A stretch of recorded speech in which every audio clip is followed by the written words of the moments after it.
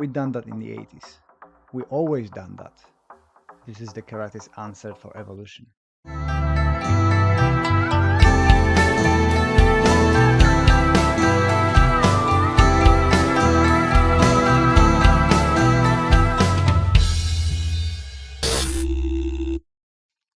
Welcome to Anxious Black Belt podcast. Thank you very much for your support through the Patreon page, through the YouTube subscriptions. We're nearly at 6,000 people, and now YouTube allows us to have memberships. So check it out, and if you wish to support a little bit more of my content and all the tutorials and martial arts related stuff I'm posting, that would be awesome. Thank you as well to those who purchase my Safe Space t-shirt. It's this one, and all the money from that goes into a Karate for Mental Health CIC that supports people with a free sessions during the week that can come in, a kind of release their stresses and feel better, maintain their mental health, improve their well-being overall with a physical training and mental health support. Today's episode is something that is really very prevalent for karate and traditional martial arts, and you don't see that really in the other combat sports. You probably heard, we done that before. We always done it. We done it in the 80s. My coach was teaching that a long time ago. And this is the karate's answer to evolution and introduction of new fighting ways. In the 80s, in the 70s, everybody was doing stand-up training. Karate was one of the leading movements, something new, something exciting, so people been joining in masses. And ground fighting or wrestling on the floor was kind of looked at as something inferior, something that only poor people will do, or people less skillful would do.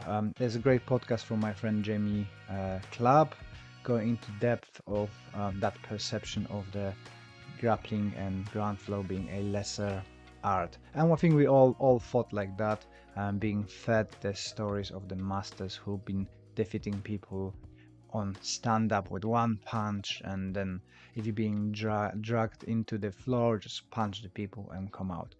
But as the BJJ grow, catch can wrestling and all the MMA movement, everybody realized that we are missing that game. The groundwork game is gone, non-existent in stand-up martial arts, and a lot of people started to introducing that in. We've got the now huge amount of MMA clubs and karate clubs that do groundwork, do breakfalls, do throws.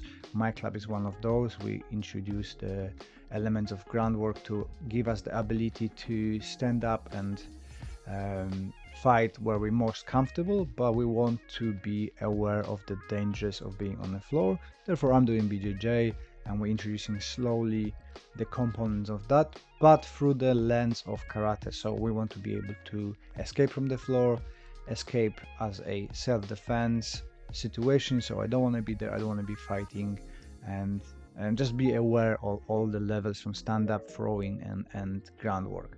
But what is funny is that wherever you say something in the community online, there is somebody popping in, oh, we done that in the 80s, or we always have a groundwork, karate is full of groundwork, the kata show groundwork, and so on. And that's simply a misleading. I think karate's got that inferior syndrome that it wants to be everything. You're gonna do sport, we're gonna do self-defense, we're gonna do groundwork, we do throws. And yes, kata are full of throws, full of grappling. I don't see evidence of being a groundwork based, and I don't think any of the old systems were really looking into the groundwork. So this is kind of a odd hearing that we've always been doing it, because if you look at any footage from like 60s to 2000s or 90s, you don't see anybody doing groundwork. Only when the BJJ emerged and been so successful with the UFC and other forms of competition and testing against the other martial arts, everybody starts saying, oh yeah, we always been doing groundwork, this always was part of us. For us, we never learned groundwork. We had some idea of pins from judo, from wrestling, but there was no system of doing a so advanced technical abilities on the floor. We had a couple of escapes from the floor and getting back up, but we never explore and being proficient in groundwork to a degree that is BJJ. So saying that your karate have been doing that always, it's very misleading.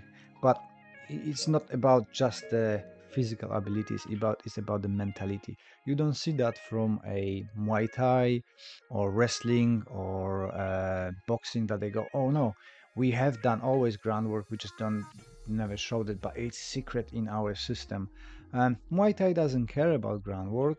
They're focusing on their goal: stand up fighting, elbows, knees, takedowns. That's fine. No, nobody have a problem. Wrestling, we just throw and try to pin people. We don't need to do joint locks. We don't need to punch. We don't go out there and saying, "Oh, we always been punching." Although, as we know, in pancration and other forms of early wrestling, there was punches and there was pins and stuff like that, and I was smashing people around. But nowadays, this is not the goal of the sport. You don't see boxing going, oh yeah, we can kick, but we just don't show it, and we always done that, but we just don't demonstrate it. Everybody is focused on their purpose. Karate is kind of, oh, I want this. Oh, that's shiny. I'm gonna have this. Oh, that's new. I'm gonna have this. And says that always done it. And I think that comes from the insecurities of karate instructors who know they are lacking, but they cannot accept it that we don't have to be everything. For me, karate is the unarmed combat system that wants to be able to counteract everything just to keep me safe. I don't need to be a master of groundwork. I don't need to be a master striker. I don't need to be master kicker or master thrower. I just need to be aware of all those components and be able to hold myself up against those and be able to escape. I purposely choose to not go deep into a self-defense. I'm focusing on a sporting and well-being abilities, helping my students to be a healthy individuals, both mentally and physically.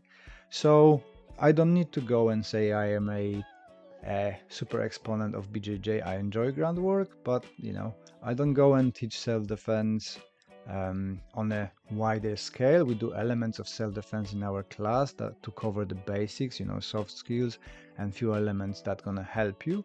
But our main focus is on a well-being and as well the mental health aspect. And our club, I have to say, is one of the leading in that field. I wrote a couple of books on mental health and karate and shared my story, how myself going through the mental disturbance been helped by a sporting aspect of karate, where there was no groundwork, there was no so much throws, but we focused on knockdown. We have a clear path, and that path helped me to recover from the anxiety. If you are interested in that kind of approach, we have created a course. It's called Karate for Mental Health Toolbox. It's available on our CIC page, and you can have a look at it down below in description or the pop-up banner up the top if that's something that you would like to explore. But we never go and say to people, oh, we always had the groundwork in our system. We learn. There's no shame in saying that, I never done it, I don't know how to do it. I'm gonna go somewhere and learn, and I'm gonna incorporate that in my system. And that's whole purpose of karate, and it always was. And read from the old masters' teachings that their students learned something, went somewhere else, incorporated that learning into their system. So there is no reason why should we not do it. Karate to stay relevant and moving with times, we should go and learn different things, we know now from the historical research that karate was orientated more into the grappling arts. So instead of reinventing the wheel, go to the wrestling training. I benefited a lot from the wrestling training and it changed my view on katas. But I never said that, we always done the bunkai with the throws and takedowns. No, I went, I spent years in wrestling gym talking to the wrestling coaches, how they see that movement from the kata, how they see that movement from the kata. And they give me the ideas that I can incorporate and build upon my understanding of forms. It is not that I learned the forms as they were created by masters. We don't know what they done. We don't know what really the applications were. There were so many changes in karate when it went to Japan and been sportified and kind of made as a lifestyle activity, removing all the throws to not step on the toes of Jigoro Kano, and just sportifying and making it more appealing to the wider audience, which is a overall positive thing because we wouldn't be doing karate as we're doing now and rediscovering those elements because it would went into obscurity and being just in Okinawa. So go out there, learn a stuff, bring it in. Same. Maybe karate didn't have a groundwork. That's okay. Maybe you just had a little to get up, stand up, to defend yourself, so escapes from the ground. I understand that's possible. Everybody wants to get up from the floor where they fell over, especially in a self-defense situation. You don't want to spend their time, but I think in old times, it was more of a you down, you probably dead because somebody had a sword knife or something like that. So being on the floor wasn't the smartest idea, and I don't think so in self-defense now modern days is this good idea either. I often see people demonstrating stuff from karate circles, imitating BJJ moves, but they're lacking details. Being in that environment and seeing how the BJJ guys work, you can start seeing the mistakes. And I'm guilty of that as well. We've been copying stuff before I officially start training with BJJ based on some instructionals and brief appearances on the seminars and stuff like that. And then you think to yourself that, I'm missing so much stuff, technical stuff, details how to move. It's completely different context and completely different movement patterns. Even if you take the Hikite, if you want to learn more about Hikite, here's the clip that upset a lot of people within the martial arts circles. But even the Hikite, we're pulling down. In BJJ, you're pulling up most of the times. So that the trajectory of Hikite is completely different. Body mechanics are different. So the habits from karate are getting in the way for me in the BJJ. But you don't need to go out there and say that we always done it. Just, it's okay. It's okay to say we don't know something, we never done it before. We might go and learn and, reach out to people and make community bigger. And again, I've shared a video. I'm gonna do a longer video this week about my try with Tommy John Moore on the boxing rules. I wanted to test my sparring, hands only, and head movements and body movements, how it stack up against the boxer. And the outreach from community was like, why are you training with boxers? You're a karate person, you shouldn't do that. That's not karate, this is boxing. You cannot compare. Why are you not kicking? Why are you not doing this? We always move like that. Well, you're not.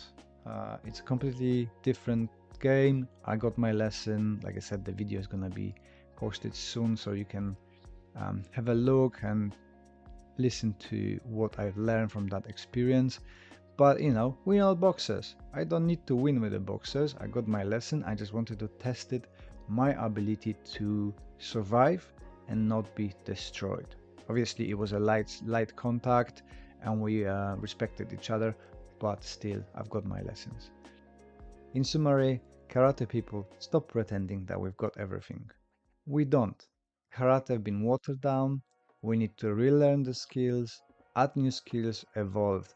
That's what the masters would want us to do. And I'm sure that really all the masters would appreciate our efforts to bring karate to be a meaningful martial art, not only a activity for kids.